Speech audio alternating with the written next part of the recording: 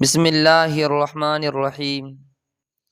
آج آپ کی خدمت میں چند باتوں کو پیش کرتا ہوں، ان کا ترجمہ کس طریقے سے کر سکتے ہیں۔ بہت سی مرتبہ ہوتا ایسا ہے کہ کسی لفظ کے بارے میں ہم سے کہا جائے اس کا ترجمہ کرنا، لیکن ہم نے اس کا ایک ہی ترجمہ رٹ رکھا ہے، اسی کو کرتے ہیں۔ لیکن جہاں پر جو معنی جو ترجمہ اس کا اچھا بیٹھتا ہو وہ ہمیں کرنا چاہیے۔ جیسے یومن ایک دن، ایک روز ہوا یہ کہ، یہ ایک دن کی بات ہے۔ جیسے مفاہیم کی تعبیر کے لیے یومن کو فعل پر مقدم کرنے کا علاوہ، یعنی یومن کا علاوہ اور کچھ بھی ہم استعمال کرتے ہیں، جیسے فی یومن، اس کا بھی سیم ہی ترجمہ ہے، ایک دن، ایک روز ہوا یہ کہ ایک دن کی بات ہے۔ اور ایسے ہی ذات یومن، اس کا بھی ترجمہ سیم کر سکتے ہیں، یا اس طریقے سے فی یوم من الایامی، جیسی تراکیب بھی استعمال کی جا سکتی ہیں۔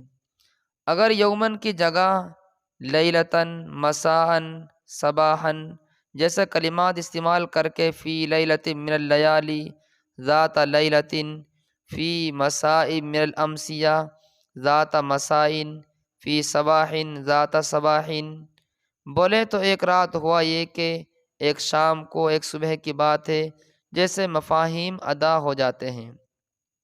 صرف یہ نہیں کہ صرف یومن آئے گا، اس کا علاوہ فی یومن کر سکتے ہیں، ذات یومن، فی یوم من الایام، ایسے ہی ذات لیلتن، ذات صباحن، ذات مسائن، یہ تمام چیزیں ہم استعمال کر سکتے ہیں۔ اب ان کے استعمال سنیں کس طریقے سے ہمیں استعمال کرنا ہے۔ جیسے ذات صباحن مررت بحدیقۃ من حدائق البلدۃ، ایک دن صبح کی بات ہے، میں شہر کے ایک باغیچے سے گزرا۔ یومن فی شہر رمضان قضینا بضع ساعات فی مسجد خارج المدینۃ، ایک دن ہوا یہ کہ رمضان کے مہینے میں ہم نے چند گھنٹے شہر کے باہر ایک مسجد میں گزارے۔ ذات لیلۃ اتصل بی صدیق من لندن لیخبرنی عن نیتہ فی العودۃ الی الوطن،